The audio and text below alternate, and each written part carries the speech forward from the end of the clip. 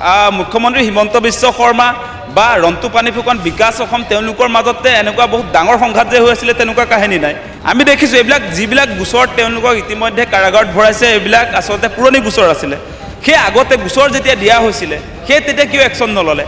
এতিয়া একশ্যন লোৱাৰ কথাটো হৈছে জুবিনদাৰ ন্যায় বিচৰা সংগ্ৰামটো দুৰ্বল কৰিব লাগে। বীৰ লাচিত সেনাৰ যিকেইগৰাকী ব্যক্তিক আচলতে জেলত ভৰাই থৈছে সেই মূল কথাটো হৈছে যে আমাৰ জুবিনদাৰ ন্যায় সংগ্ৰামখন যাতে দুৰ্বল হয়। জুবিনদাৰ নিচিনা এগৰাকী আৰ্টিষ্টৰ ক্ষেত্ৰত শিল্পী সমাজৰ ফালৰ পৰা ক'ৰবাত ৰেলী দেখিছে নেকি আপোনালোকে? এটা কথা ভাবি চাওক আপোনালোকে। আপোনাৰ এই চৰকাৰক আস্থা বিশ্বাস লোৱা কামটো আমাৰ নহয়। আমি প্ৰেছাৰ ক্ৰিয়েট কৰিবলৈ আস্থা বিশ্বাস ল'ব নোৱাৰোঁ নহয়। সেইটো ওলাই পৰিলে যে ইছ্যু ডাইভাৰ্ট কৰিবৰ কাৰণে সেইটো কৰা হৈছে। ইছ্যু ডাইভাৰ্ট বেলেগ কথা নাই। আমি দেখিছিলোঁ যে মুখ্যমন্ত্ৰী হিমন্ত বিশ্ব শৰ্মা বা ৰন্তু পানী ফুকন বিকাশ অসম তেওঁলোকৰ মাজতে এনেকুৱা বহুত ডাঙৰ সংঘাত যে হৈ আছিলে তেনেকুৱা কাহিনী নাই। আমি দেখিছোঁ এইবিলাক যিবিলাক গোচৰ তেওঁলোকক ইতিমধ্যে কাৰাগাৰত ভৰাইছে এইবিলাক আচলতে পুৰণি গোচৰ আছিলে। সেই আগতে গোচৰ যেতিয়া দিয়া হৈছিলে সেই তেতিয়া কিয় একশ্যন নল'লে? এতিয়া একশ্যন কিয় লৈছে? এতিয়া একশ্যন লোৱাৰ কথাটো হৈছে জুবিনদাৰ ন্যায় বিচৰা সংগ্ৰামটো দুৰ্বল কৰিব লাগে, বেলেগ কথা নাই। মানে এই মুহূৰ্তত বীৰ লাচিত সেনাৰ যিকেইগৰাকী ব্যক্তিক আচলতে জেলত ভৰাই থৈছে সেই মূল কথাটো হৈছে যে আমাৰ জুবিনদাৰ ন্যায় সংগ্ৰামখন যাতে দুৰ্বল হয়। মানুহে যাতে ভয় খুৱাইছে আচলতে, ৰাইজক ভয় খুৱাইছে আৰু ভয় খাইছেও ৰাইজে। মিছা কথাটো কৈতো লাভ নাই। জুবিনদাৰ নিচিনা এগৰাকী আৰ্টিষ্টৰ ক্ষেত্ৰত শিল্পী সমাজৰ ফালৰ পৰা ক'ৰবাত ৰেলী দেখিছে নেকি আপোনালোকে? এটা কথা ভাবি চাওক আপোনালোকে, যে আস্থা ৰাখিছোঁ বিশ্বাসত লৈছোঁ বুলিয়ে কৈ থাকিলে গণ্ডগোল ক'ত হৈছে সেইটোহে প্ৰশ্ন সুধিব লাগে আচলতে। আমি কোনবিলাক কথা কৈ আছোঁ আপোনালোকে চাবচোন, আমি গণ্ডগোলটোত ধৰিছোঁ। আপোনাৰ এই চৰকাৰক আস্থা বিশ্বাস লোৱা কামটো আমাৰ নহয়। আমি প্ৰেছাৰ ক্ৰিয়েট কৰিবলৈ আস্থা বিশ্বাস ল'ব নোৱাৰোঁ নহয়। আমি মূল প্ৰসংগবিলাক উত্থাপন কৰিছোঁ। আস্থা লৈ আপোনালোকে কিয় আমি সোধা প্ৰশ্নটো সোধা নাই? কোনো আপোনাৰ এনেকুৱা ধৰণে মানে জুবিনদাৰ একেবাৰে কাষৰ মানুহবিলাকে কেতিয়াবা সেই জুবিন গাৰ্গক যে ছিংগাপুৰলৈ লৈ গ'ল বিজেপি চৰকাৰো দায়বদ্ধ।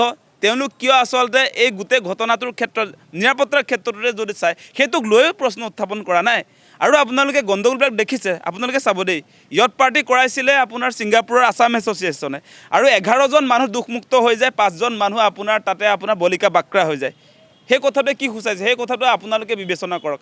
অসমবাসী ৰাইজে সেই প্ৰশ্নটো আজিলৈকে আনিব পৰা নাই নেকি? মই সেইটোৱে ভাবি আছোঁ।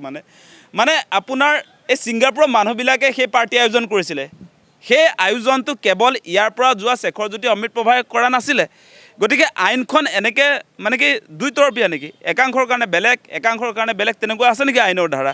গতিকে সেই প্ৰশ্নবিলাক আমি উত্থাপন কৰিছোঁ যে য়থ পাৰ্টিৰ অৰ্গেনাইজাৰ আপোনাৰ তন্ময় ফুকনকতো গ্ৰেপ্তাৰ নাই কৰা। 11জন যিবিলাকে বগা চাৰ্ট বগা টুপি পিন্ধি যে পূৰা আপোনাৰ VIP নিচিনাকৈ যে আছিলে তাত সেইবিলাকতো আপোনাৰ গ্ৰেপ্তাৰ নকৰিলে। গুৱাহাটীলৈ আনিলে, CIDৰ কাৰ্যালয়লৈ কেনেকৈ তেওঁলোকক VVIP ট্ৰিটমেণ্ট দিলে চালেই আপোনালোকে। সাংবাদিকেও তেওঁলোকক প্ৰশ্ন সুধিব নোৱাৰে জুবিনদাক হত্যা কৰাৰ পাছত। সেই প্ৰশ্নবিলাক আমাৰ মনত আছে, গতিকে আমি সুধি আছোঁ। আৰু আমাৰ মৌলিক প্ৰশ্নবিলাক সদায় থাকিব। জুবিনদাক বিজেপি চৰকাৰে ন্যায় নিদিয়ে সেই কথাটো আজি প্ৰমাণ হৈছে। জুবিনদাৰ লগত বিজেপি চৰকাৰৰ সংঘাত আছে। আমি দেখিছোঁ যে জুবিনদাকটো উফৰাই দিম বুলি কৈছে বটলা মাল, যে বিজেপিক ভোট নিদিব বুলি কৈছিলে। সেইবিলাক কথাত আচলতে বিজেপি দল চৰকাৰ হিমন্ত বিশ্ব শৰ্মা আচলতে তেওঁলোকৰ মাথা গৰম হৈ গৈছিলে। জুবিনদাৰ কথা যিহেতু ৰাইজে শুনে, গতিকে আপোনালোকে দেখিব সেই কথা বতৰাবিলাক। সেইকাৰণে মই আগতে যে কৈ আছিলোঁ যে আদৰ্শগত সংঘাত আছে। যিটো সময়ত বিজেপিৰ জয় অৱস্থা, সেই সময়ছোৱাত জুবিনদাই বিজেপিক বটলা মাল বুলি কৈ দিলে। সেই অৱস্থাত বিজেপিক ভোট নিদিব বুলি কৈ দিলে। সেই অৱস্থাত তোমালোক কোন বুলি প্ৰশ্ন উত্থাপন কৰিলে। সেই অৱস্থাত বিজেপিৰ যিমান আচলতে আমাৰ অসম ধ্বংসী সিদ্ধান্ত নাগৰিকত্ব সংশোধনী এনকা মুভমেণ্টটোত সেইটোত আগশাৰীৰ আপোনাৰ জুবিনদা আছিলে। আজি গুৱাহাটীৰ গছ কটা অভিযানটোত সেই গছ ৰক্ষা কৰা আন্দোলনটোত জুবিনদা সন্মুখত আছিলে। গতিকে জুবিনদাৰ মৃত্যুৰ পাছত গছ কটা যিটো তেওঁলোকৰ বাকী থাকিল সেইখিনি কাটি পেলাইছে।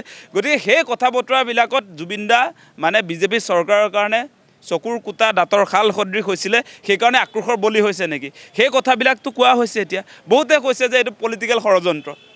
সেই কথাবিলাক এনেই অহা নাই। কিন্তু আপোনালোকে চাব, মানে জুবিনদাৰ আশে পাশে থকা মানুহবিলাক বিজেপিৰ লগত ভাল, কিন্তু জুবিনদাই নিজে সেই সময়ত কৈছে যে মই বিজেপি নহওঁ, মই ছ'চিয়েল লেফটিষ্ট বুলি কৈছে, মই সমাজবাদী বুলি কৈছে। গতিকে দীৰ্ঘদিনৰ পৰা দেখিছোঁ যে মুখ্যমন্ত্ৰীৰ লগতো সাংঘাতিক ধৰণৰ সংঘাত আহিছিলে।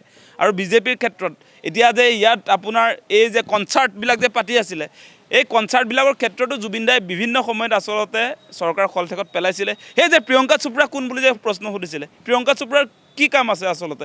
এই যে ব্ৰেণ্ড এম্বেচাডৰ যে বনাইছিলে আপোনাৰ কাজিৰঙা ৰাষ্ট্ৰীয় উদ্যান, আমাৰ পৰ্যটন উদ্যোগৰ আমাৰ এম্বেচাডৰ হৈছিলে আপোনাৰ প্ৰিয়ংকা চোপ্ৰা।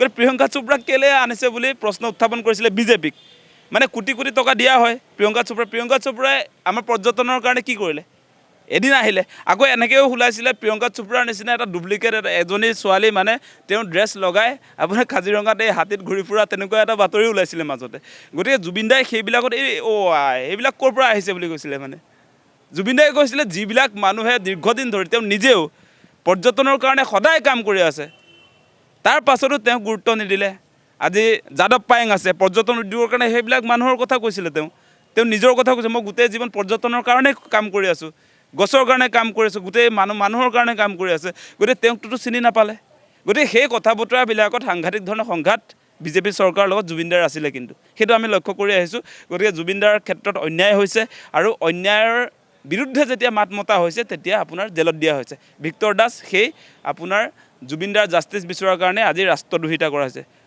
জুবিন দাৰ ন্যায় বিচাৰিলে ৰাষ্ট্ৰদ্ৰোহ হ'ব নেকি সেই প্ৰশ্নবিলাক অসমবাসী ৰাইজে নিজক সোধক আৰু আমি সকলোৱে আচলতে ভিক্টৰ দাসৰ ক্ষেত্ৰত মুক্তি বিচৰাটো সকলোৰে দায়িত্ব বুলি মই ভাবোঁ